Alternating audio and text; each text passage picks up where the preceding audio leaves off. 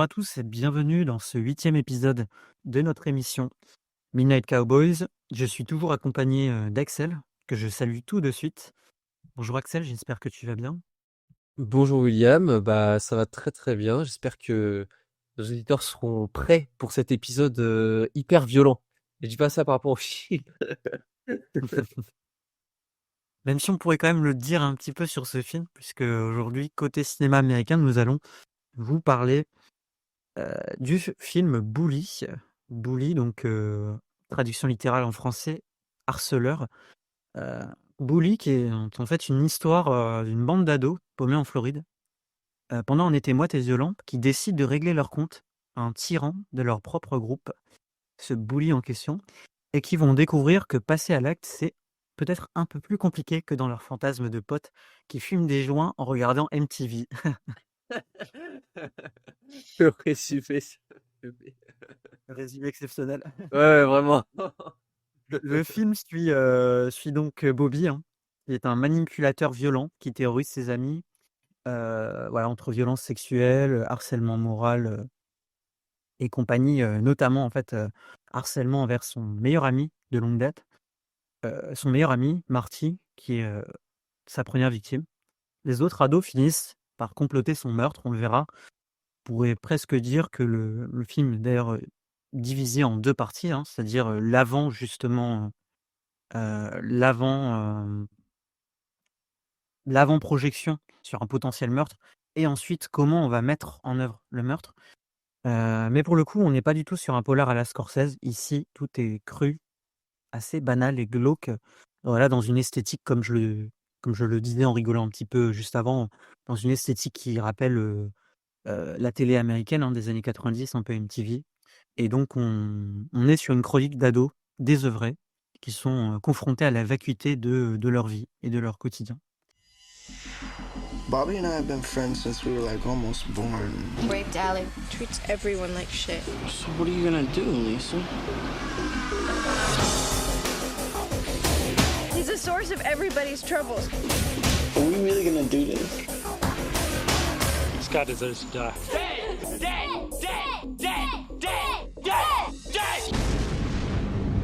Turn those goddamn lights off! Is he dead yet? Donc tout de suite, il faut quand même rappeler l'ancrage de Bully, puisque Bully s'inspire d'un fait divers réel, hein. C'est pas un film qui sort, de l'imagination de Larry Clark, mais qui s'inspire d'un meurtre qui est survenu en fait en Floride en 1993, celui de Bobby Kent, qui fut poignardé et battu à mort, hein, par un groupe d'amis adolescents qui était mené par Marty Puccio, et ce fait divers a marqué les États-Unis.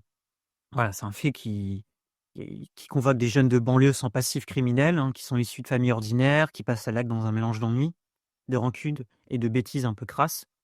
Et ici, donc Clark ne va pas dramatiser ce matériau comme un polar, mais il va vraiment coller au caractère sordide, hein, ce que je disais avant, absurde du crime. On pourrait dire ainsi que c'est presque filmé comme un documentaire, mais en même temps pas vraiment, hein. C'est un cinéma qui s'inscrit dans la veine de ce que fera et ce qu'élaborait déjà un petit peu cinéaste comme Harmony Korine. C'est-à-dire, on va utiliser des moyens, des moyens, des moyens du bord, hein. C'est voilà une caméra à l'épaule, hein, par exemple pour, Harmony Korine. Si on prend des films comme, Julien Donkey Boy hem, ou un autre film dont je n'ai plus le nom, mais en tout cas Harmony Korine qui pareil, utilise, toutes, sortes d'expérimentations possibles en fait, hein, pour coller, au quotidien des jeunes. On pourrait en dire autant, hein, de cette, vague de cinéastes comme, Gus Van Sant, peut-être un petit peu plus dans un cadre, Alors rangé. d'ailleurs je te coupe vite fait, mais faut savoir que Harmony Korine, tu parles d'Harmony Korine, c'est peut-être une coïncidence, mais du coup c'est le scénariste du premier film de Larry Clark. Absolument, voilà, le Ouais. premier film, Kids, qui, comme tu le dis, a été, scénarisé par Harmony Korine. Mais donc voilà, ce n'est pas seulement une fiction, ce film, c'est une reconstitution libre d'un fait divers réel. Et je pense qu'on peut déjà le dire, c'est peut-être ce qui rend le film encore plus glaçant, parce que ce meurtre n'a rien d'exceptionnel et on le verra, hein, il est l'aboutissement en fait, d'un vide existentiel et d'une violence ordinaire. Voilà, ce qui fait qu'à la fin du film, on n'est pas forcément surpris de voir, une jeune femme, dire, comme si un petit peu c'était normal, hein, qu'elle a participé à un meurtre. Ce qui est tout à la fois glaçant, en même temps, presque émouvant, hein, sur ce vide existentiel de cette bande de jeunes. Tout de suite, je me tourne vers toi Axel pour, que tu nous expliques un petit peu ce que tu en as pensé, même si, j'en ai peut-être déjà dit un peu trop. T'inquiète, Mais, t'inquiète. mais pour que tu me dises ce que tu en as un petit peu pensé, et aussi, parce que moi ça m'intéresse, comment est-ce que ça t'est venu un petit peu cette suggestion pour le podcast? Parce que, c'est vrai que Larry Clark, j'y pense pas forcément, je pensais pas forcément à en voir prochainement. Donc, tout ça m'intéresse bien. Alors, déjà on va commencer du coup par ta dernière suggestion, c'est-à-dire, pourquoi ça m'est venu à l'idée, ce film-là.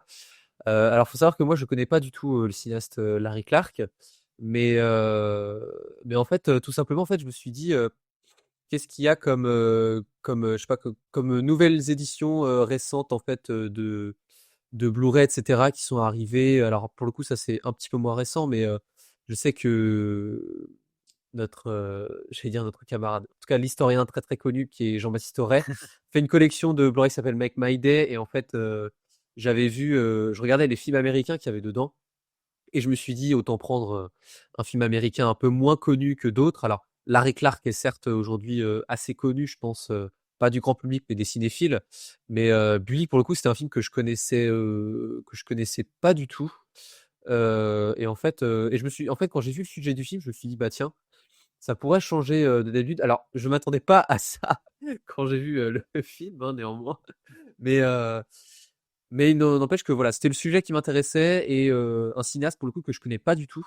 Donc je me suis dit, «Tiens, pour une fois, on va s'attaquer à un truc, vraiment pour le coup, beaucoup moins connu». En tout cas, méconnu du grand public et un peu moins connu, des cinéphiles.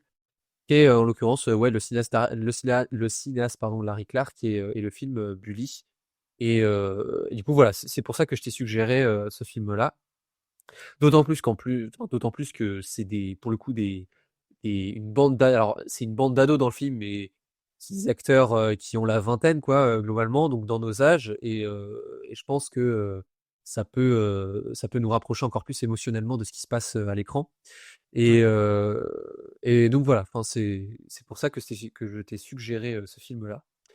Et sinon, et du coup, qu'est-ce que j'en ai pensé? Bah, alors, ça, ce n'est que mon avis, mais je pense très honnêtement que c'est mon film préféré actuellement qu'on chronique, en tout cas de tous les films qu'on a chroniqués dans le podcast, c'est mon préféré.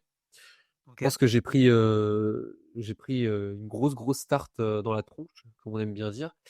Non seulement alors faut savoir que Larry Clark, je me suis renseigné un petit peu, c'est un photographe à la base, un photographe, de la jeunesse américaine en fait, alors je sais plus d'où il vient d'ailleurs, Larry Clark, je sais plus d'où vient ce cinéaste exactement, Alors mais attends, je peux te dire ça, je pense. ouais, Je te parce dis ça tout de que suite. j'ai pas envie de dire de bêtises. Alors, Larry Clark, vient de l'Oklahoma. Ouais, il vient de l'Oklahoma. Ah voilà, de Je l'Oklahoma. vois. Donc donc pour le coup, c'est quelqu'un qui prenait beaucoup qui était photographe à l'époque et qui a fait des photos qui sont devenues très célèbres, qui ont marqué, apparemment beaucoup les Américains, en fait. Et donc en fait, des photos de cette jeunesse un petit peu désœuvrée, un petit peu, qui se droguait, qui fumait, qui buvait et cetera, donc on va dire, à peu près, c'est quelqu'un du coup qui est né en 1943 et qui prenait des photos, on va dire dans les années 70-80, surtout 80, je pense. Et donc c'est quelqu'un qui a marqué beaucoup les Américains, d'abord par la photographie.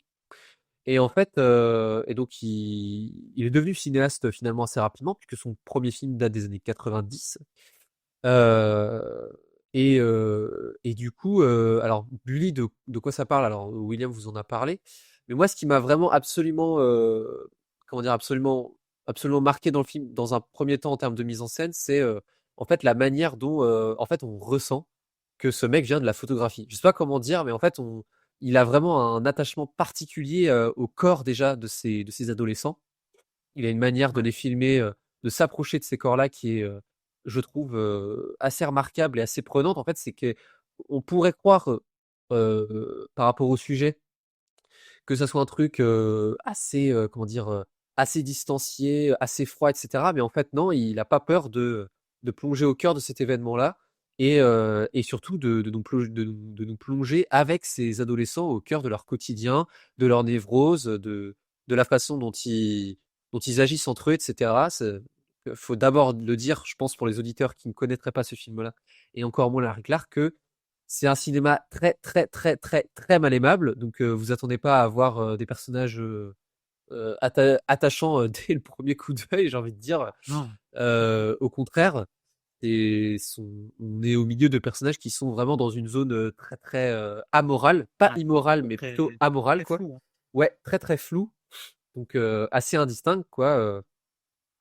Mais moi, en général, c'est ce qui me passionne assez dans le cinéma, hein. Je l'ai déjà dit au fur et à mesure de ces podcasts, mais j'aime beaucoup quand on a des personnages qui sont dans une zone assez grise, en fait, de la morale. Donc, on peut pas distinguer du premier coup, quoi. Et c'est ni noir, c'est ni blanc. On est vraiment dans le gris intégral et c'est absolument passionnant de ce point de vue-là, du filmage des corps, mais aussi dans la manière dont on va filmer la violence. Et là, encore une fois, je pense que c'est un cinéaste qui n'hésite pas à montrer ce qui d'habitude n'est pas montré, en fait, en tout cas, surtout dans des films américains, je pense, et encore plus à cette époque-là, puisqu'on est en 2001 et je pense pas qu'il y ait beaucoup de cinéastes américains qui filment de manière aussi crue et aussi sec, ouais, de manière aussi sèche la violence en elle-même et notamment ce qui va se passer avec le meurtre de Marty. Donc, Mmh. je pense que c'est d'ailleurs la scène qui m'a marqué le plus, moi, finalement. Alors, il y a beaucoup, beaucoup de scènes qui sont marquantes dans le film, mais quand on arrive à la fameuse séquence du meurtre, je pense que en fait, c'est là où il arrive parfaitement, en fait, comment dire, à atteindre son but en tant que cinéaste, c'est que, en fait, on arrive à être à la place de ces adolescents, alors même que, au départ, on n'est pas du tout attaché. Mais quand vient le meurtre, Heu, alors que ça démarrait comme quelque chose d'a priori, enfin que eux pensaient, marrant et assez simple, bah, en fait, bien sûr que non. C'est pas n'importe quoi de tuer quelqu'un. Donc et ça, en fait, je pense qu'il arrive parfaitement à nous faire ressentir ce truc-là, sans que ça soit complaisant pour autant. C'est-à-dire que, je sais pas, il y a une manière de enfin, pour moi, c'est pas complaisant, quoi, alors que c'est très, très violent. Donc c'est un film qui est, hyper marquant, par sa crudité, par ses personnages et par son traitement de la violence. Je pense que, moi j'avais jamais vu un traitement de la violence comme ça à l'écran Mmh. avant. Donc OK. et qu'on ressent, ouais, parfaitement l'apport de l'art de la photographie en fait qu'il avait avant, quoi. Donc voilà. Ouais. OK. Bah, écoute, c'est super intéressant ce que tu dis. Je vais rebondir sur, quelques points que tu as évoqués. En fait, sur cette manière de capter la violence, c'est vrai que tu dis il y a pas eu beaucoup de cinéastes qui l'ont fait un petit peu, comme Larry Clark. En fait, le film m'a énormément rappelé, même si pourtant c'est pas un cinéma que je connais, très, très bien, mais le cinéma de Larry Clark, même si voilà, on peut penser à Harmony Korine, un peu Gus Van Sant, mais plus dans ce côté, on veut explorer la jeunesse et cetera. Bien sûr. Moi, ça me fait surtout penser au cinéma de Gregg Araki Ah où en fait, oui.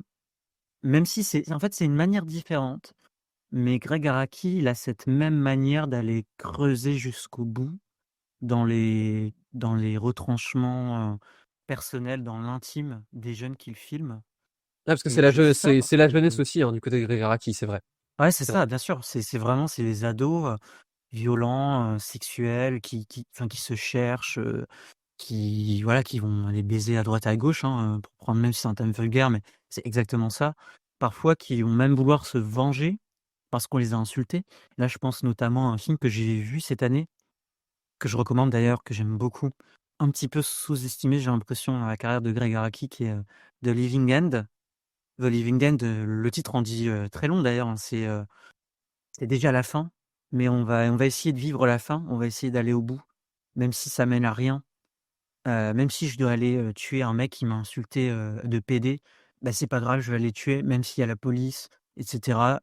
On s'en fout, on y va et c'est un petit peu ça, en fait, c'est-à-dire ce ce désœuvrement, comme tu dis, de la jeunesse, jusqu'à quel point, en fait, ces jeunes, sont tellement, en fait, resserrés entre eux qu'ils vont aller commettre un acte, une violence absolue et je trouve qu'on retrouve ce rapport-là, en fait, aussi dans le cinéma de Gregg Araki.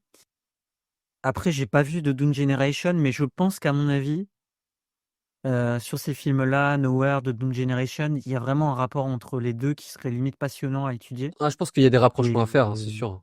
Je pense ah ouais, aussi, hein. c'est sûr. Puis même le goût pour la provocation, quoi, le style Ouais. un peu pop queer, trash, tu vois? Bah, pour le coup, moi, je connais assez mal le cinéma de Greg Araki, mais c'est quelqu'un que j'ai étudié en cours et je ça m'étonne pas qu'en fait, tu aies abordé le cas de Greg Araki parce que j'étais sûr, en fait, qu'on allait l'aborder, parce que si on parle de la jeunesse au cinéma, on peut pas aborder le cas de Greg Araki, je pense, Ouais, bah, c'est fondamental. ouais et puis surtout dans les années 90, hein, parce que Gregg Araki est limite «précurseur» de Larry Clark, Ouais, entre guillemets, même si, quand même ils ressortent de la même période, hein oui, et et ouais, du coup, je voulais aussi rebondir sur ce que tu disais sur la photographie et en fait, je suis totalement d'accord avec toi.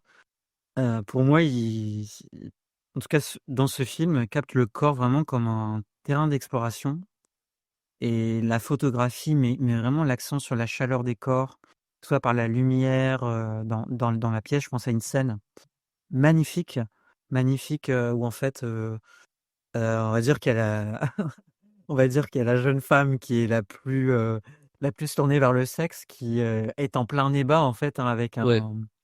avec le personnage qui est joué par Michael Pitt, si je ne m'abuse. Et en fait, dans cette scène-là non, attends, je pense que je dis une bêtise. C'est pas le personnage de Michael Pitt, mais en tout cas, dans cette scène-là, je veux dire, il y a les bougies autour d'elle. Enfin, vraiment, on peut ressentir la chaleur des corps, Ah si, si, reflétée si, sur je l'écran. crois si, c'est dans une chambre avec des bougies, je crois que c'est, avec Michael Pitt, non? Exactement. C'est Michael Pitt, Bah, je hein, me je crois. demande si c'est pas ouais, mais en fait, j'ai un doute parce que tu sais, il y a le parce qu'en fait, après, Michael Pitt devient le copain de personnage de Heather, si je me trompe pas. Du coup, c'est pour ça que j'avais un doute, tu sais? Mais bref. Peut-être pas, j'ai un doute aussi maintenant que je sais plus, mais en tout cas, oui, Ouais. cette scène-là, tu ressens oui, oui, c'est sûr. Ouais, c'est ça. Mais donc il y a vraiment cette obsession, quoi, sur les torses nus, la peau moite.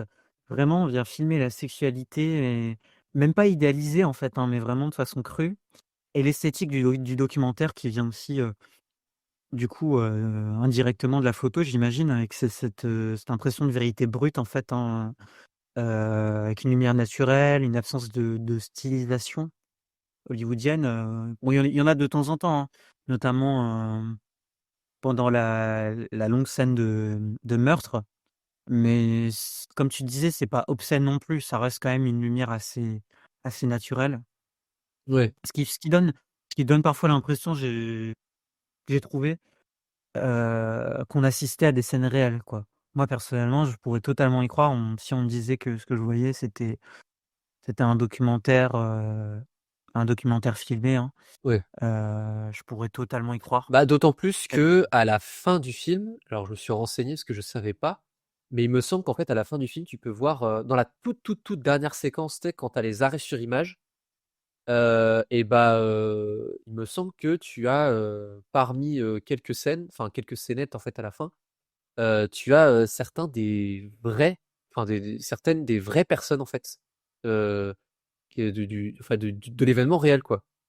Heu, d'accord, tu vois, je savais pas du tout ça. tu as des vraies personnes à la fin apparemment, c'est ce que j'ai compris. Alors faudrait que je revoie attentivement le truc et puis que je vois à quoi ressemblent en fait ces personnes-là pour voir si c'est vraiment le Ouais, cas. Mais apparemment, ouais, il y a des vraies personnes à la fin, de l'événement. d'accord. OK. Bah, écoute, tu me l'apprends, tu l'apprends.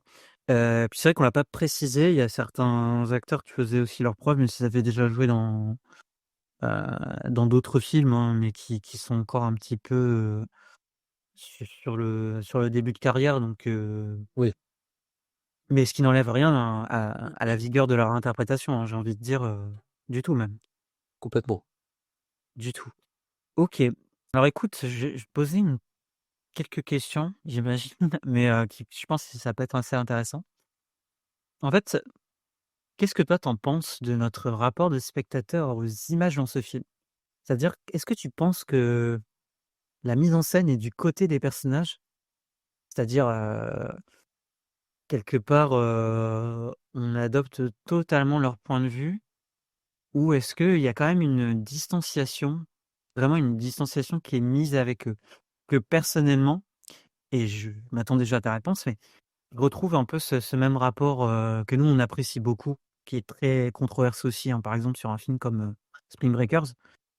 C'est-à-dire que la mise en scène va totalement adopter le point de vue de cette jeunesse, quitte à justement, mais là je pense à certains plans, mais elle est parfois vraiment coller la caméra au corps, en montrant les sexes, en montrant, les seins, et Ouais, pour moi c'est vraiment cette intention justement de faire un film qui ressemble à cette jeunesse. complètement. Ça c'est et Ben, ouais, ouais. qui qui pourrait être perçu comme obscène, pervers, mais au contraire moi je trouve qui est juste, qui essaye d'être le plus authentique possible Bah, c'est très justement juste, pour c'est très retranscrire cette ouais, jeunesse. c'est très juste, en fait. En fait, le point de vue qu'il adopte, pour moi, est très juste parce que, en fait, certes, il est collé au point de vue de cette jeunesse, mais quand je dis collé à eux, c'est que vraiment, par moment, la caméra est limite collée au corps, hein. Genre, vraiment, on est totalement, dans un truc, vraiment, bah, proche, ouais, qui est pas loin du documentaire parfois, mais un petit peu,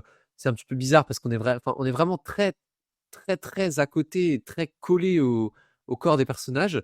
Mais moi, là où je trouve ça très, très intéressant, c'est que ça en fait, ça produit un hors-champ qui est une des autres thématiques du film, je pense. C'est qu'en fait, c'est tout simplement, le hors-champ, c'est le désintéressement ou le désintérêt plutôt, en fait, des parents et des et de la société en elle-même qui abandonne cette jeunesse, en fait, tout Ouais. simplement. C'est en fait, pour moi, Mmh.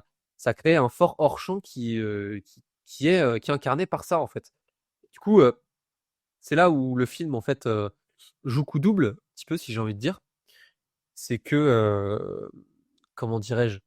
En fait, on est en même temps du point de vue de cette jeunesse qui va commettre une violence, à peu près irréparable, et en même temps, en fait, on sait pertinemment, si en tant que spectateur, on est un petit peu intelligent, que, et surtout, à cette époque-là, et je pense, en plus, c'est très intéressant de prendre la Floride comme paysage, en fait. C'est que d'habitude, quand on filme la Floride, enfin, la Floride, ça peut être autant, le beau soleil, la belle plage, il fait beau, il fait très chaud, alors on ressent cette transpiration et cette chaleur, j'ai envie de dire, mais ça peut être aussi une très, très grande violence, et notamment, comment dirais-je? Cette très grande violence pour moi est non seulement marquée par celle qui est perpétrée par la jeunesse, mais en même temps le désintérêt complet de de la hiérarchie supérieure, j'ai envie de dire, des parents, du système, qui en fait, est totalement à côté de cette jeunesse, en fait. Et c'est au moment où il va y avoir un meurtre que, bah, en fait, cette jeunesse, elle va totalement être, absorbée par, on va dire par une erreur bête en somme, mais une erreur qui est beaucoup trop grave en fait pour, leur permettre, de s'en sortir, qui fait que, bah, en fait, ouais, c'est cette jeunesse se fait engloutir en hors champ pour moi par, le système et l'autorité parentale en fait qui n'a aucune, finalement aucune responsabilité. Mmh. Parce que les parents de Marty, on a beau voir le père qui dit, «Oui, mais je veux pas que tu traînes avec ce type» et cetera. Au final, il va quand même se faire attraper, il va quand même se faire tuer. Donc et pour une erreur qui est encore conne, et pour en plus de ça, ce qui est très fort, ce qu'il arrive à faire, c'est que le personnage de Marty, il est très, très, très, très, très loin d'être attachant. Enfin, c'est quand Bah, même, vas-y, en fait, vas-y. ça part d'un, comment dire? Il y a effectivement, il y a une inversion des rôles dans la mesure où on pourrait très bien s'attendre à ce que le, entre guillemets, «le père» qui est le plus inquiet du film, ne soit pas le père de Marty, mais le père de celui qui souhaite commettre le C'est meurtre ça, parce qu'il se fait harceler. Et c'est vrai que comme tu dis, il y a ce décalage-là, mais qui est, pour à mon sens, d'autant plus pertinent que justement il nous rappelle bien que le père ne connaît même pas vraiment son fils. Hein, il ne connaît même pas, ah bah oui, son caractère manipulateur, narcissique, arrogant, et en même temps, tu te dis à un moment du film, c'est peut-être parce qu'il ne souhaite pas le voir. Parce qu'il vient quand même le chercher à un moment donné chez son pote. tout à fait. Le mec, il est tout nu devant un miroir et ça le choque pas, hein. Ah bah, non! Oui, on a l'impression que ça le choque pas du tout.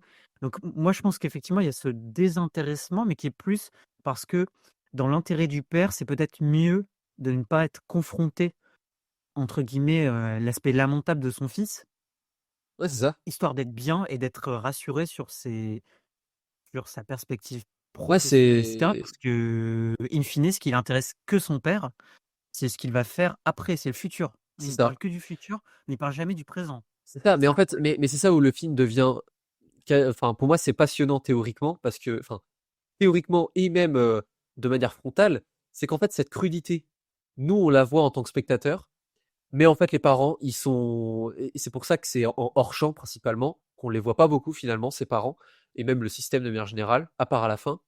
C'est qu'en fait, heu, on leur en fait, ils eux-mêmes refusent de voir cette crudité, en fait. Et Ouais. c'est pour ça qu'en termes de mise en scène, c'est aussi très, très fort. C'est qu'en fait, la crudité, et ben, en fait, elle est réservée, aux spectateurs et à la jeunesse, parce qu'en fait, on est les seuls capables de la voir. Les parents, en fait, non Mmh. seulement ils sont pas capables, mais en fait, ils refusent de voir ce truc-là parce qu'ils veulent pas se coltiner, en fait, ça. Et c'est là où, pour moi, le film devient, véritablement, mais, quasiment passionnant, mais limite un objet, de sociologie, quasiment, hein. Franchement, Mmh. Il y c'est a hyper fort de ce point de vue-là, je trouve. il y a aussi une interrogation. Il y a une interrogation, je trouve, qui est assez forte. C'est que, finalement, nous, on est vraiment du point de vue de celui qui se fait harceler. Enfin, on est contre le harceleur assez vite dans le film. D'ailleurs, le film commence, Ah bah il me oui. semble, sur le harceleur qui dit, «Viens sucer ma bite». Enfin, je crois que, voilà, il est pas plus explicite dans Ouais. le côté, totalement, totalement sociopathe du Ouais, ouais. mec. Mais en fait, tu te dis quand même, on connaît les problèmes de celui qui se fait harceler, mais peut-être que ce serait aussi intéressant d'avoir la cause qui a rendu ce personnage aussi imbuvable. Parce qu'en fait, on s'intéresse beaucoup moins évidemment au harceleur. On le voit chez lui, son père lui parle de s'éloigner et cetera, mais finalement tu te dis peut-être que il ne fait que refouler sa frustration en fait, lorsqu'il est pas écouté, chez lui,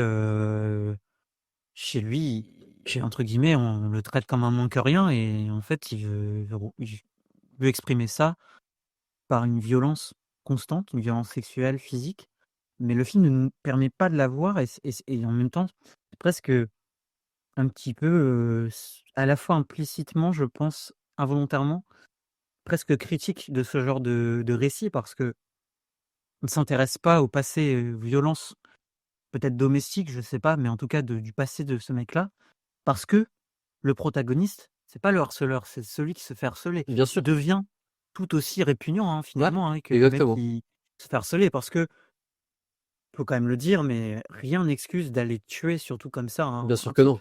Bien Enfin, sûr que non. c'est une ordure, mais lui aussi devient une ordure C'est ça. Mais c'est là où et c'est c'est là un où le film est intéressant, ouais. ouais, ouais, c'est là où le film est intéressant et c'est là où en fait, finalement c'est une fin tragique, quoi. C'est qu'en fait, il est tué pour, un truc, qui, ne mérite absolument pas d'être tué. Alors certes, c'est la pire des ordures, c'est un sociopathe, il mériterait limite d'aller à l'asile psychiatrique pour certaines choses qu'il fait.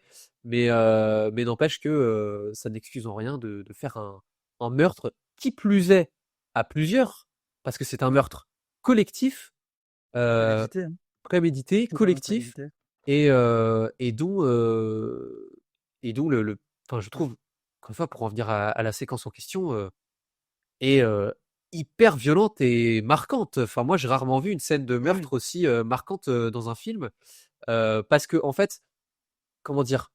Ce qu'il arrive à faire durant cette séquence-là, c'est qu'il arrive en fait, en termes de mise en scène, c'est complètement fascinant parce qu'il arrive à inverser, enfin c'est les enjeux sont chamboulés constamment, les personnages sont remis en question, puis ensuite, ils repartent à l'attaque et puis les enjeux sont rechamboulés, enfin c'est en une seule séquence de 5-10 minutes, tous les tout ce qui nous était présenté jusqu'à présent est remis en question et complètement en fait tout est explosé, en fait. Et je pense que la mise Mmh. en scène part de ce principe-là, c'est on est sur un montage qui de base est quand même, je pense, assez, découpé, heu et je pense que dans la forme, la séquence du meurtre est encore plus découpée parce que, bah, déjà on ressent en fait, la façon dont ce meurtre est orchestré, mais on ressent aussi encore une fois la façon dont les personnages en fait, le ressentent eux-mêmes et par le biais en fait de ce montage et de la façon dont, par exemple, dès qu'il y a un coup de couteau,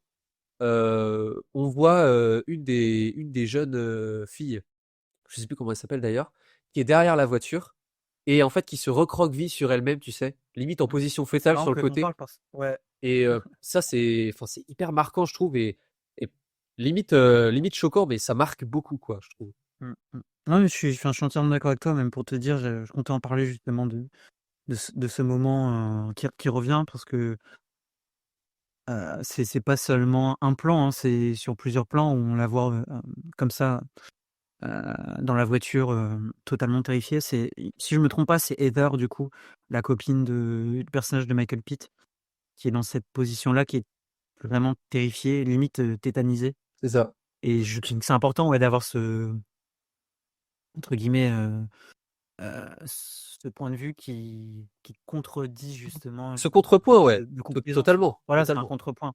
C'est un contrepoint et puis, en fait, je pense que malgré tout, quand même Larry Clark il se devait de matérialiser la brutalité de l'acte Bien sûr. pour ne pas, faire comme si c'était moins important que les violences sexuelles, en fait, de celui qui se fait harceler.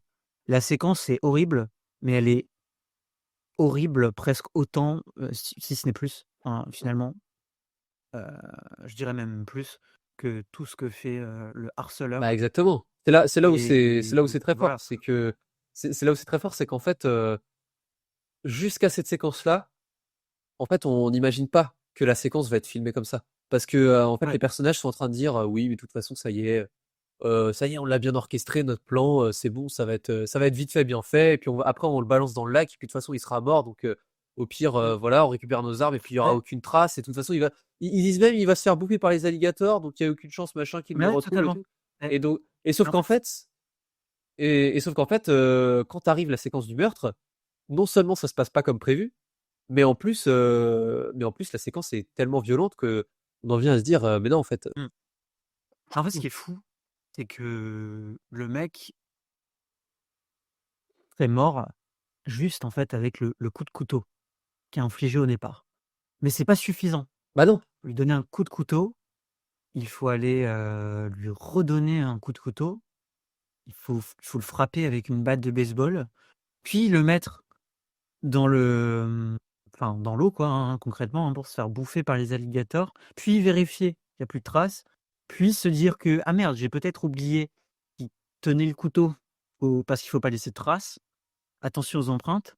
Ce qui fait qu'il y a tout ce côté où la personne qui est tuée n'a plus aucune importance, mais uniquement, les moyens et entre guillemets comment protéger son alibi et tout ça est bien plus pensé et beaucoup moins spontané en fait, hein. Ce que je disais, c'est très prémédité que n'importe quelle action du harceleur qui restent des actions absolument horribles, Ouais. mais qui sont de l'ordre de l'expression presque. Ouais, ouais. Hein, c'est-à-dire que c'est un personnage qui s'exprime par la violence. Là, il y a ce truc où on est dans l'expression collective, mais davantage quand même dans un acte de destruction, j'ai envie de dire, qui a été, qui rumine, Ah bah, oui, hein, oui. qui est vraiment latent, qui ne demande qu'à exploser et c'est vrai que c'est là où tu en viens à te dire peut-être que ces jeunes sont plus horribles en fait, hein, que le Bah, en harceleur. fait, c'est presque une autre forme de parce qu'en fait, le personnage de Marty, au départ, viole, en fait, enfin, il viole, il y a un moment donné où il viole sa copine, Ouais. heu, mais le truc, c'est que, en fait, là, c'est presque une autre séquence de viol, en fait. C'est une autre Mmh. séquence de viol parce que, c'est pour moi, c'est quasiment, enfin, déjà, c'est un meurtre, mais on a l'impression qu'en fait, au départ, en fait, les personnages jouissent de ce qu'ils sont en train de faire. Sauf que quand tu as le contrepoint, en fait, avec celle qui est en position fœtale à l'arrière de la voiture et qui entend les coups, les coups de couteau et qui se recroqueville sur elle-même, et cetera. En fait, tu as l'impression que c'est un viol, ça devient un Ouais, viol, presque à qui était volontaire, mais qui devient involontaire. Enfin, encore une fois, les ouais, enjeux ouais. sont chamboulés constamment, mais Ben, c'est marquant, quoi. en fait, il y a cette idée du consentement qui revient sur toute la scène de meurtre et Exactement. notamment par le personnage qui est peut-être le seul personnage à peu près constitué normalement, j'ai envie de dire. Tu sais, c'est le personnage, je crois que c'est le frère, ou alors je me trompe pas, ou alors je me trompe. Tu sais, c'est le brun qui, entre guillemets, Ah, qui s'y connaît, ouais. qui qui se retrouve un petit peu forcé à devoir déplacer le corps Ah non, et oui, ah oui, non, oui, tu parles de lui. Ah oui, celui qui est un petit peu enrobé. Oui, oui, voilà. ouais, C'est ouais. ouais, ouais, exactement et en fait, ce personnage-là, il apporte quand même un petit peu de bien, je trouve, dans ce film. Ah bah oui, oui. Parce que c'est un personnage qui est un petit peu plus normal, qui se rend compte de la gravité des choses. Alors, ça reste un complice, hein, loin de moi Oui, de surtout dire que surtout qu'à la fin, le mec, moi, ce qui me fait, enfin, moi, ça m'a fait un petit peu rire pendant le film, c'est qu'à la moi fin, aussi. il arrête pas de dire, ah bah oui, mais moi, j'ai pas participé au meurtre, hein, par contre. Bah oui, mais gros, Bah si, t'as tu as aidé à participé. bah oui, Si, oui, t'as aidé à déplacer le corps pour le foutre mais si. dans les temps, non mais, Ah, c'est de la complicité, hein. bah oui, oui, c'est de la C'est vraiment de la complicité, complètement. complicité. Donc, Après oui, effectivement, ils sont influencés facilement et oui, voilà. voilà, c'est sûr. Mais il y a presque quelque chose de comique qui ressort aussi, je trouve, de cette séquence, qui reste terrifiante, attention, hein. Oui, Mais oui. dans la mesure heu, où voilà, enfin, comme je le disais, il y a vraiment cet enchaînement on doit d'abord lui donner un coup, puis un autre et après il faut penser attention, hein. Faut le mettre, il faut bien vérifier que qu'il se fasse bouffer par les alligators et cetera. C'est-à-dire, c'est quelque chose qui est limite absurde, en fait, hein. Ouais, Absurde, au point où tu te dis: «Mais c'est devenu normal, en fait» et oui. c'est encore plus absurde après quand tu as du coup, la fille dont le personnage principal est amoureux, qui vient raconter à sa copine, dans la rue, «Ah mais tu sais pas quoi? On l'a buté ce mec. On a réussi, on l'a buté» Ouais, c'est et tu clair. vois, en fait, c'est à la fois c'est tragique, en même temps tu te dis: «On peut presque en rigoler». On en est Ouais, tellement à ouais. un point où c'est grave que tu as envie d'en rigoler.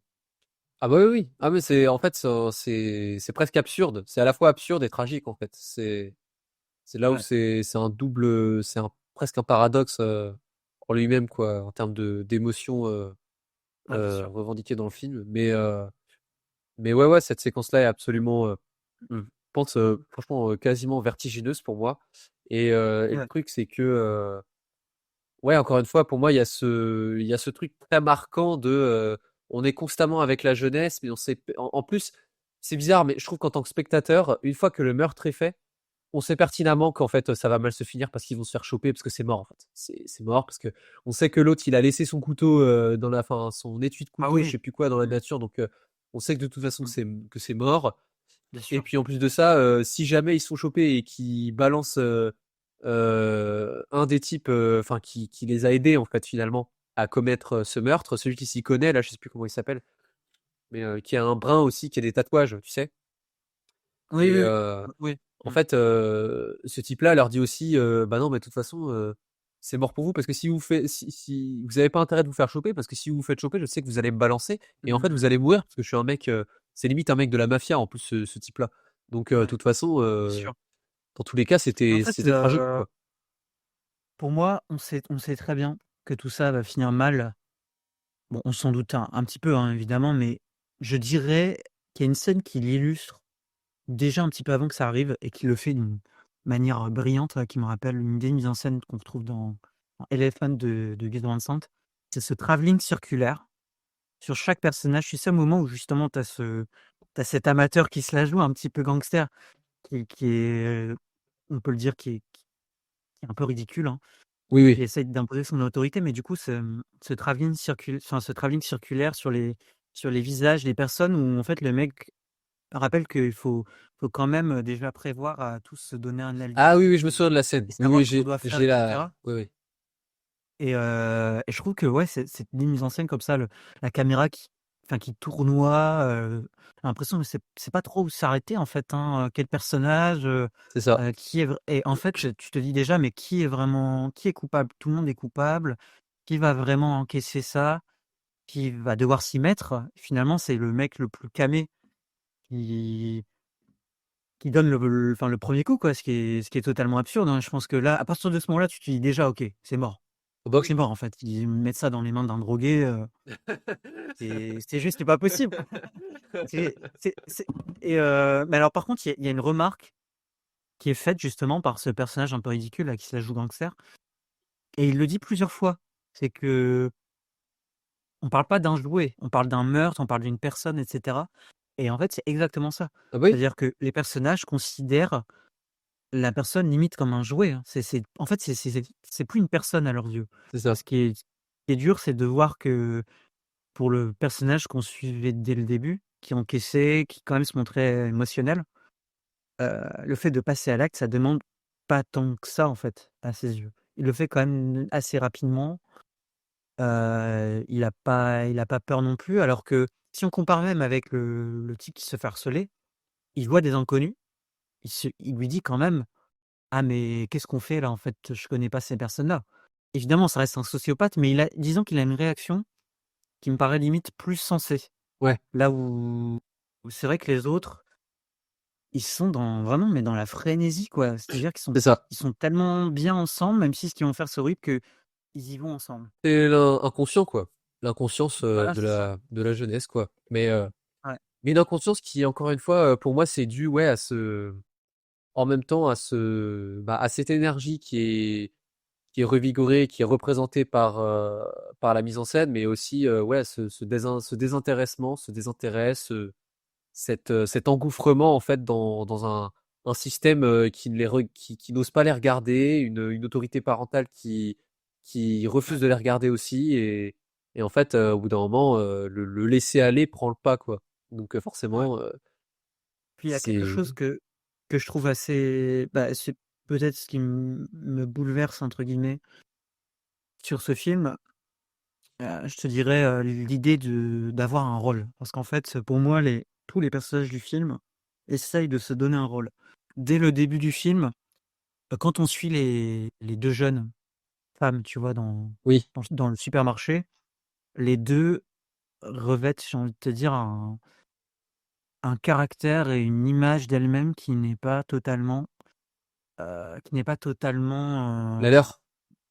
la leur. Ouais, ouais. C'est-à-dire que, voilà, elles se font passer pour des filles un petit peu fortes, hein, qui viennent titiller les mecs et en fait, prise à part, tu vois bien que, celle qui paraissait entre guillemets «la plus dévergondée», qui était la plus à même de, voilà, d'avoir une relation sexuelle rapidement, dit que la personne qui l'intéresse le plus, c'est finalement celui qui paraît le plus stable, le plus sain d'esprit, alors que l'autre est un con et en fait, tout le film, j'ai l'impression, est vraiment une inversion des entre guillemets «des rôles». En même temps, vraiment cette idée, le personnage qui doit se donner un rôle. Un personnage qui entre guillemets se plaint d'être une victime, mais qui finit par endosser totalement son rôle de victime pour en faire autre chose. Le personnage du harceleur qui qui harcèle, mais c'est à se demander s'il a pas besoin de ce rôle-là justement pour évacuer autre chose. Tu vois? Tu as ensuite le personnage, qui se donne des airs d'un gangster pour, potentiellement, se sentir mieux en fait, hein, dans sa peau et cetera et on peut même en dire autant Ouais, je vois du ce que tu veux dire. personnage du En fait, drogué, on a besoin tu de vois? se on a besoin de se créer une image ou de se créer un rôle pour se construire en tant qu'individu, quoi. Ouais, C'est un totalement peu ouais, ouais, c'est ça, ouais. et mmh et tu vois, pour en revenir à cette idée de rôle, ce qui m'émeut beaucoup, c'est que celui qui vient dénoncer cet acte, c'est justement cette femme qui paraissait,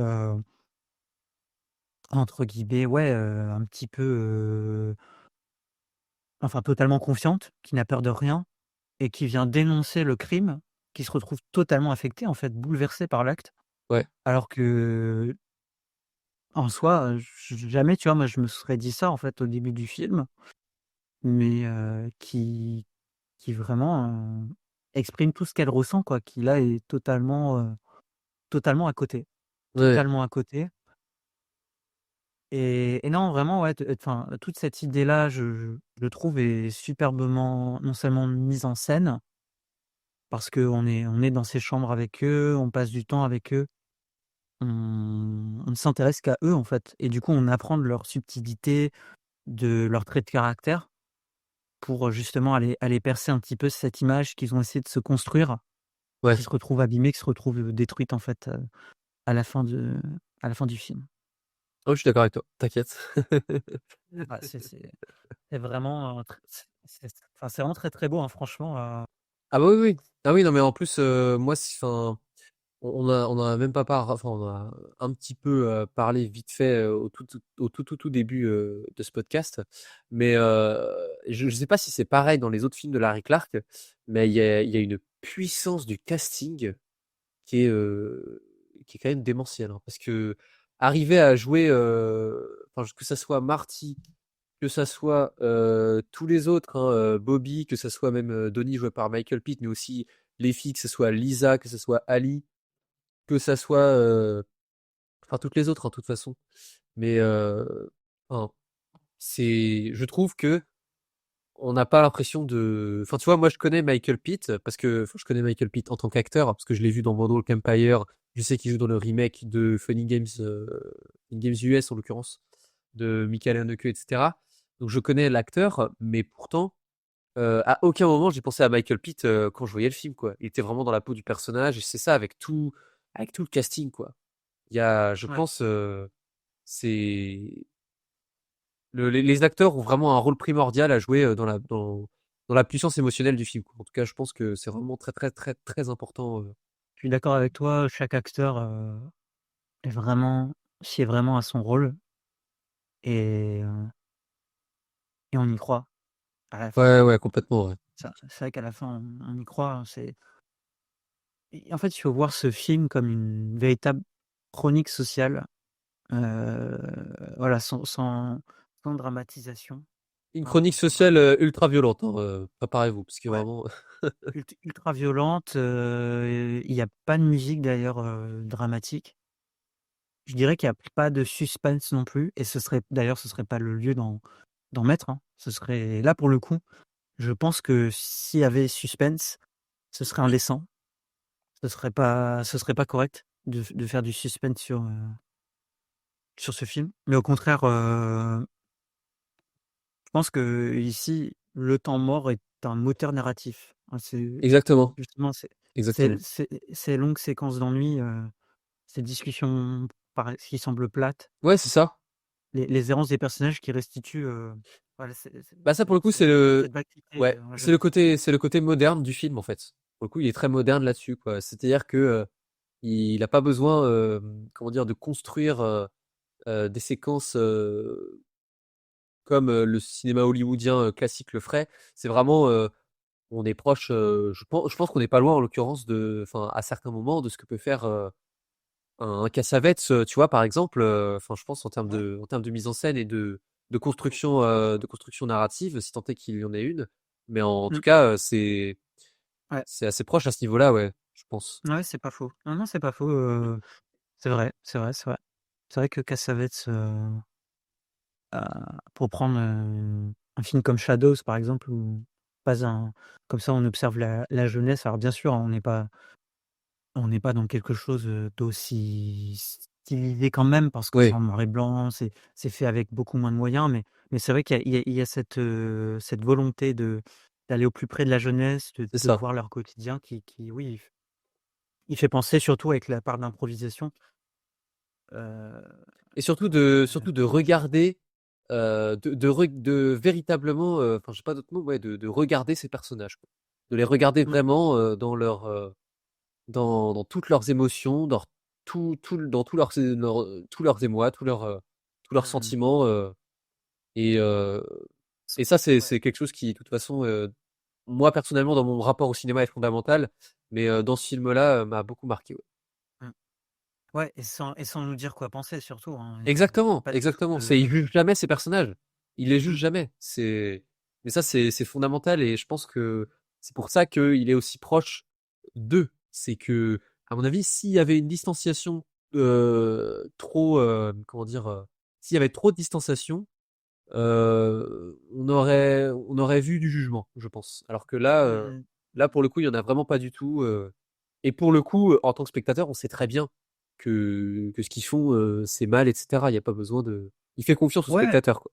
bah, c'est-à-dire que ce que je disais par rapport au temps mort un peu comme enfin, comme moteur narratif, c'est que, la séquence du meurtre dont on parlait, je pense que oui, elle est horrible. Oui, éventuellement, c'est vrai qu'on peut très mal la ressentir et c'est tout à fait normal, mais il faut la voir comme un événement. C'est ça, Le meurtre dans le film, ça devient le seul événement dans une vie qui n'en a pas, en fait, exactement, pour eux. exactement. C'est voilà et en fait, et justement après cet événement-là, qui est «terrible» entre guillemets, c'est que même si certains ont conscience de la gravité de la chose, d'autres se réjouissent de ce qu'ils ont vécu parce que le personnage principal, sa copine, qu'ils font, c'est je veux dire, ils en parlent. Alors, c'est pas tous les personnages, hein. Certains s'en plaignent, on commence à avoir des doutes et cetera, mais par exemple, la copine du personnage principal en parle comme si c'était un événement déjà très important pour elle dans sa vie et je pense que ça en dit très, très long, là-dessus, quoi. Moi, alors après, voilà, c'est sûr, on peut se demander pourquoi faire durer autant la scène? Pourquoi vouloir faire impacter autant? Mais parce que ça impacte parce que pour ces jeunes-là, c'est important. Voilà, Ça c'est veut pas ça, dire qu'on exactement. cautionne la chose, Non, bien mais sûr que que non. voilà, on restitue leurs sentiments, quoi. On est de leur point de vue, donc il faut bien, montrer, ce que cela représente de leur point de vue et encore, je trouve qu'avec le contrepoint qu'on a dit de la jeune fille qui se recroqueville dans la voiture, avec, des enjeux qui sont chamboulés pendant cet événement-là et cetera, c'est pas juste, on n'est pas juste en train de voir, un simple meurtre comme ça. C'est quelque chose, ouais, comme tu dis, qui est un événement pour eux et ouais, qui est le seul événement pour eux, en fait, dans Ouais, leur vie, ouais, et un événement, macabre mmh, et malheureusement, alors sans retour. après, c'est vrai qu'on pourrait aller peut-être un peu plus loin et évoquer, les références culturelles, dans le film. Enfin, quand je dis culturelles, c'est plus par rapport à l'époque, dans laquelle le film se situe, mais Ah oui, le rapport au culte du corps, hein, la consommation, la fascination pour la violence, parce qu'on voit du jeu vidéo, oui, c'est ce sur que j'allais aussi un dire. peu Jeux vidéo l'alchimie du et film. à travers les écrans. À travers les Ouais, écrans, quoi. C'est vraiment, donc c'est vrai qu'il y a ce côté où, en jouant aux jeux vidéo, on est passif, mais ça donne envie d'être acteur, de faire quelque chose exactement. d'importe et peut-être et c'est finalement ce qu'essaye de faire, en fait, la bande de personnages, hein. Ouais, ouais. Non, mais je suis d'accord avec toi. Je j'ai rien d'autre à ajouter. Je suis complètement d'accord avec toi. Non, mais c'est pas cette fascination pour, justement les écrans et devenir acteur, en fait, de ce qu'on voit à travers un écran, c'est à mon avis, fondamental dans le rapport à la violence, du film, tout simplement. Et Mmh. qui est inhérente en fait, bah, non seulement, à cette époque-là, puisqu'effectivement, bah, c'est les jeux qui sont principalement, comment dire, évoqués dans le film, c'est Mortal Kombat, hein. Comme par hasard d'ailleurs, Mortal Kombat. Donc Ouais. heu, Ouais, c'est vrai. donc ça et puis tout ce moi ce qui m'a ça m'a un peu fait rire aussi, mais le fait que le personnage qui se fait harceler au début ne regarde que des clips de rap, que des clips Ouais, de c'est rap. vrai. C'est vrai, c'est vrai. Donc heu, donc ouais, ouais, il y a un rapport, je pense, non seulement, pour ces hommes-là, à la masculinité, vraiment, très, très, prononcée et cetera et aussi à la violence, qu'on qu'on voit dans les écrans et qu'on souhaite, on en souhaite devenir enfin, on souhaite en devenir, l'acteur ou le déclencheur, si je puis dire. Enfin bref, c'est Ouais. passionnant Ouais, puis là-dessus après, aussi. bah, il y a enfin, je trouve que le film rend compte aussi de la multitude de choses qui se passent à cette époque-là. Par exemple, enfin, tout l'aspect, même si c'est évoqué, enfin, je veux dire, c'est peut-être pas, autant le cœur du film que sur certains de Greg Araki, par exemple, mais la culture LGBT, dans les boîtes de nuit, dans les espèces de dans les espèces de sextapes ou alors, enfin, tu sais, Oui, enfin, cette scène où en fait, le harceleur essaye de faire tourner, le personnage pour une vidéo, potentiellement qui serait utilisable pour un sex shop Mais du coup, ouais, il y a à la fois cette recherche sexuelle, en même temps, le rapport aux images, à ce qu'eux peuvent faire, ils se sentent, surpuissants. Hein, il y a tellement en fait, il y a tellement d'opportunités pour eux de faire quelque chose qu'en fait, ils savent plus, où se diriger, quoi. Je pense que c'est Ouais. évoqué partiellement, mais ça l'est quand même un petit peu. Bah, oui, oui. Non, puis il y a tout ce enfin, moi, c'est un truc que je trouve, inhérent, à l'art, cinématographique. De toute façon, c'est cette question de, ouais, l'objet ou plutôt ici le corps désirant, le corps désiré, tu vois ce que je veux dire? Enfin, c'est vraiment, à mon avis, le film tourne autour un petit peu de ça aussi. C'est genre, Ouais. comment, Ouais. comment on désire quelqu'un, comment on et au final, en fait, encore une fois, les enjeux sont retournés parce que finalement, on ne la désire, qu'en tant qu'objet et au final, c'est ce qui se passe et du coup Mmh.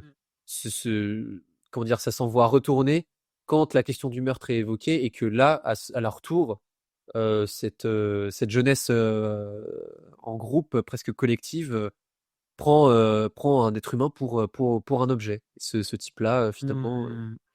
Ouais, c'est un c'est vrai. objet. Je pense que du coup, en bref, il y a tellement de choses Ouais, ouais. passionnantes. Mais oui, Bah, c'est disons, très grand film. mmh. Bah, disons, ouais, enfin, si on regarde même la manière de capter le sexe, c'est presque un symptôme de rapport de pouvoir, hein. Le sexe dans le film est rarement tendre ou libérateur. Je trouve que c'est la plupart du temps, c'est quand même teinté de domination, voire d'agressivité Ah bah oui, et bon, évidemment avec le personnage du harceleur, mais pas que. Hein, dans les manières d'aller séduire les personnages, même de se comporter l'un vis-à-vis de l'autre. Par exemple, il y a une scène à un moment où celui qui se fait harceler, agresse presque verbalement et a 2 doigts d'agresser physiquement sa copine parce qu'en fait, il apprend qu'elle est enceinte et lui, ça ne lui plaît pas et en fait, oui, certes, on nous filme le viol, principalement commis par le harceleur, mais je ne serais pas surpris que ce soit le cas, par d'autres personnages, quoi. ouais, Enfin, je pense que voilà, c'est un rapport qui est aliénant presque, qui est obsédant et oui, pour certains personnages, ça devient une obsession, le cœur de leur vie.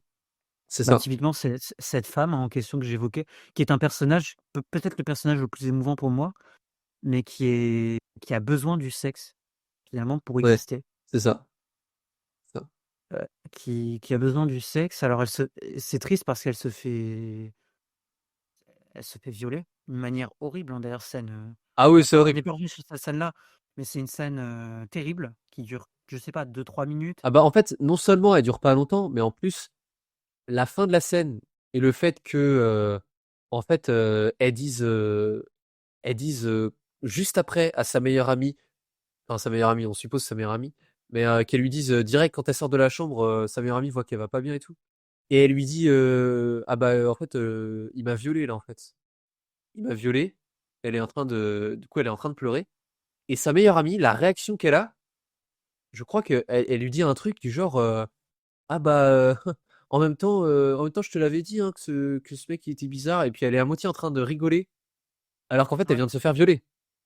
C'est Mmh. quand même, c'est quand même, Ouais, bien sûr, bien sûr. ultra, Mmh. choquant, je trouve, comme, réaction mais encore une fois, là où c'est très fort, c'est que c'est filmé comme une fois que le viol est passé, cette réaction est filmée comme un truc banal. Parce qu'en fait, les jeunes, je pense que la jeunesse, à ce moment-là, à mon avis, ces gens-là sont, ouais, ils sont complètement ignorants parce qu'on leur a pas inculqué une quelconque, j'ai l'impression, conduite ou je sais pas quoi. Enfin, tu vois, genre, sa meilleure amie lui dit qu'elle se fait vi elle vient de se faire violer et la seule réaction qu'elle a, c'est: «Ah bah, en même temps, tu avais qu'à pas, bah, d'accord, enfin, je veux dire, tu pu tu pourrais Ouais, avoir bien une autre sûr, réaction quand même, bien mais sûr. bon. C'est là où c'est fort, ouais, c'est Ouais, c'est filmé comme un truc banal et du coup, ça en devient effrayant, quoi. C'est ouais, ouais. Ouais, beh, comme tu le dis, hein, comme tu le dis, chose qu'on retrouve encore une fois, c'est vrai que j'ai cité beaucoup Gregg Araki, mais Rien que dans Mysterious Skin, mais j'imagine aussi dans Nowhere ou The Doom Generation, cette idée de se faire violence par le sexe, de violer l'autre ou parfois, de se faire du mal, pour, pour avancer, hein. Parfois une violence qui est Ouais, libératrice, mais qui détruit aussi. Tout à la fois libératrice et dominatrice détruit, et destructrice. et destructrice, voilà, destructrice. Eh bien écoute, pour conclure sur ce film, je pense qu'on peut le dire ainsi, ce n'est pas un film aimable, hein, Bully, clairement pas. Un Ah film non, aimable clairement dans le pas. sens où il nous fait plaisir, mais c'est un miroir, ouais, c'est un miroir un peu brut, dérangeant, hein, qui met en lumière, l'ennui et la violence, hein, de cette d'une jeunesse, sans boussole, si on peut dire. Exactement. Donc voilà, Larry Clark qui filme sans filtre, cette jeunesse. On peut discuter, je pense, à l'infini, hein, de ces ambiguïtés, mais ce qui reste, c'est ce malaise, cette impression d'avoir vu l'envers du rêve américain, dans la Exactement. moiteur d'une Floride où les adolescents n'ont trouvé qu'une seule issue et j'en reviens au dernier terme qu'on utilisait, cette seule issue qui est, la destruction. Nous allons pouvoir passer aux recommandations. Voilà. Alors, de mon côté, je vais spoiler, là, le générique va arriver. Vous allez voir, il y a peut-être un lien entre le film que je vais évoquer et celui Voilà. qu'on a évoqué. Oh là! J'ai très peur. Allez, on se retrouve pour les recommandations. I got some bad ideas in my head. Oh, look at it this way, you know. What's holding him up?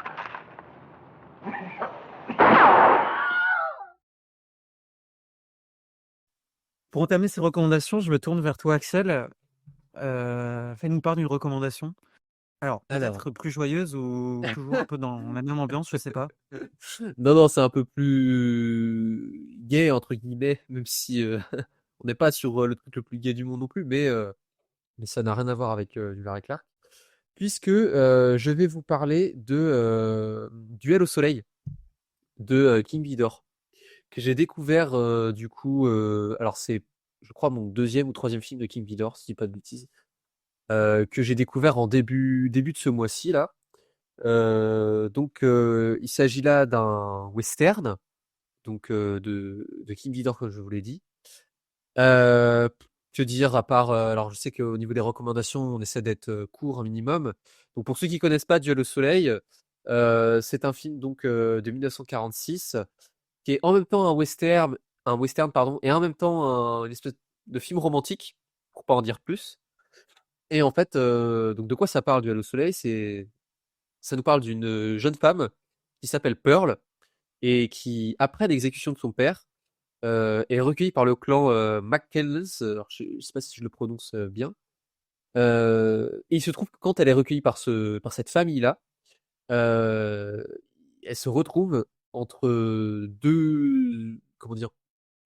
2 feux amoureux, j'ai envie de dire, qui sont, Lewitt et Jesse, et qui sont les fils de cette famille-là. Heu Et en fait, à partir de là, elle va devoir, faire un choix, essayer de faire un choix. Et il se trouve que en même temps, qu'il faut essayer de faire ce choix-là, vu, étant donné que son père vient de mourir, en fait, elle a non seulement, en fait, cette jeune femme-là qui est un personnage fascinant dans le film. On pourrait croire en voyant ce film-là que c'est un personnage féminin assez simple, assez facile parce qu'elle tombe facilement amoureuse.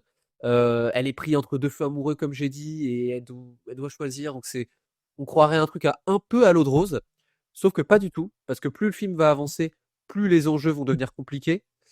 Notamment parce que ça parle aussi beaucoup de mort, parce qu'en fait elle est encore traumatisée par la mort de son père, et elle-même en fait tout le long du film est vêtue par des couleurs, assez sombres, et c'est quelqu'un qui a en même temps presque un désir de mort. Voilà, je ne veux pas en dire plus, mais c'est un film très ambigu, beaucoup plus que ce qu'on voudrait nous faire croire. Alors c'est un film assez long, hein, ça dure, quasiment 2h30, donc pour un western, c'est, je dirais, une durée assez normale, surtout quand on connaît des films de John Ford ou de Howard Hawks qui font, enfin même, Mmh. d'autres films, hein, Sergio Leone et cetera, qui font, près de 3 heures et cetera. Mais King Vidor, je sais pas quoi dire à part dire que qui filme magnifiquement cet Ouest américain, que je pense que j'avais pas vu un aussi beau western, en tout cas un western filmé de manière aussi belle la plaine américaine. C'est vraiment magnifique. C'est tourné en Technicolor, hein, pour ceux qui se demandent. Et, finalement, c'est un film assez tragique, donc je vais pas vous révéler ce qui se passe à la fin, mais c'est vraiment magnifique. Il faut absolument voir Duel au soleil de King Vidor, ou revoir pour ceux qui l'ont déjà vu, parce que c'est encore, c'est des questionnements qui sont encore là aujourd'hui et qui sont profondément humains et universels. Donc il faut voir Duel au soleil, c'est magnifique. Voilà. Non, mais ça m'a donné vraiment envie, écoute, ça fait longtemps que je l'ai dans ma watchlist, hein, c'est ce que je disais et j'essaierai de le voir. De toute façon, King Vidor, valeur sûre. Oui, oui. Voilà, il y a rien d'autre à dire en fait. C'est juste ça, voilà. King Vidor, valeur sûre. Eh bien, moi, je vais recommander, Boogie Nights de Paul Thomas Anderson, sorti en 97 et voilà, je faisais un petit lapsus, j'évoquais le film dont on a parlé aujourd'hui, hein, Boogie, par rapport à Boogie Nights parce qu'on s'intéresse quand même aussi à la jeunesse, J'ai cru que t'a lycéenne, j'ai cru que tu dire on s'intéresse aussi au sexe. et au sexe aussi. Non, mais bien sûr au sexe, à la manière de mettre en scène le sexe, Voilà, entre guillemets, évidemment. vraiment la mise en abîme même, hein, de ça, de justement comment on met en scène le sexe. Voilà, Boogie Nights pour résumer un petit peu, à la fin des années 70 en fait, un jeune homme, Eddie Adams, est repéré par un réalisateur de films pornographiques, Jack Horner, rebaptisé, Dirk Diggler, hein, c'est son surnom, de scène. Il devient rapidement une star adulée du milieu, mais derrière, l'euphorie des paillettes, heu, entre guillemets, se profilent les excès, la dépendance et l'effondrement du système qui les a portés. Ce qui constitue d'ailleurs une dernière scène, magnifique, je trouve, où tout simplement le cycle repart à nouveau, hein. Voilà, où on nous filme un peu, toutes les personnes dans la demeure du producteur, du réalisateur de films pornographiques qui continue d'enfermer, les figures de l'industrie qui lui sont chères et qui vont potentiellement pouvoir, perpétuer un petit peu, tout le succès de ces films. Donc, pourquoi revoir Boogie Nights ou le découvrir? Parce que c'est un film sur le porno, mais en même temps sur autre chose aussi, hein. Enfin, à mon sens, c'est vraiment une fresque, sur l'Amérique, magnifique. Un petit peu un portrait, de marginaux, hein, qui cherchent à exister encore une fois. On parle beaucoup d'existence dans ce podcast et dans cet épisode, mais on est encore là-dessus. Voilà, on suit des personnages qui cherchent à avoir une place dans la société, typiquement le personnage de Mark Wahlberg qui est en difficulté, avec l'emprise de ses parents sur lui, sur ce qu'il doit faire, sur ce qu'il veut faire. Et Paul Thomas Anderson, voilà, qui livre un très beau film, très inspiré par Scorsese. Ah bah oui, ça se sent. Un peu moins par Altman sur ce film, mais surtout par Scorsese. Évidemment, le plan séquence qui rappelle, celui Bah, des Affranchis au totalement, début, hein. totalement. Voilà, je pense que c'est évident et d'ailleurs j'en profite parce que j'ai découvert Kuba cette année, mais une scène de Boogie Nights où en fait on est sous l'eau, hein, dans la piscine, qui est reprise en fait de Kuba, où il y a cet effet de mise en scène aussi, où en fait on part, on a un top shot et ensuite on part sous l'eau comme ça, qui est inspiré par Kuba, que je vous conseille aussi, même si c'est pas du cinéma américain, bref. Je parle de mais bref, OK, d'accord. voilà, très, très beau film, le casting est royal, hein, quand même. Y compris Mark le Wahlberg, y compris le pénis de Mark Wahlberg. c'est vrai. C'est vrai que ça m'a surpris, hein. Ça m'a surpris, j'avoue. J'avoue que la scène m'a surprise. Ah bah oui, Le ah bah le oui, plan tu m'a m'étonnes. surpris. Mais voilà, vous retrouvez Mark Wahlberg, la fabuleuse Julianne Moore, qui est à l'époque une carrière incroyable, qu'on retrouvera d'ailleurs dans Magnolia. Burt Reynolds, Philip Seymour Hoffman, et bien d'autres, Oui, bien d'autres, hein. Donc voilà, très beau film que je vous conseille en plus prochainement. C'est même pas prochainement, c'est la semaine bah oui, prochaine. c'est prochainement, mais La semaine littéralement la prochaine, semaine littéralement. prochaine. Voilà, on a une bataille après l'autre qui sort au cinéma, donc c'est l'occasion de redécouvrir un peu certains films Tout à fait, de Anderson et pourquoi pas Boogie Nights. tout à fait. Sans que toi, Axel, tu aimes bien aussi ce film? Ah oui, Boogie Nights, oui, oui, j'aime bien. J'aime bien, j'adore pas non plus, mais je trouve ça très très divertissant et surtout ouais assez révélateur enfin tout ce que tu viens de dire. De toute façon, je plus soin. Hein. C'est un film qui parle de beaucoup de choses aussi. Il dure assez longtemps, hein, ça dure 2h30 il me semble, Boogie Nights. Mais ça, vous allez voir, ça passe. Les 2h30 passent crème tellement le rythme est assez effréné, je trouve, et pour le coup très très hérité de Scorsese aussi. Donc Ah ouais, bien sûr, bien sûr. ouais ouais c'est un très bon Faut dire un film. petit peu, Ouais. ouais, ce que je veux dire, il faut vous dire un petit peu, c'est Les Affranchis au pays de la pornographie. Ah oui oui ça va, c'est complètement ça. C'est littéralement ça. Donc ouais ouais je suis totalement d'accord avec moi. Moi le Paul Thomas Anderson, j'avoue que je suis pas un fanatique. Je suis pas, ouais, je suis pas fan de tous ces films, mais lui en l'occurrence, je l'aime plutôt bien.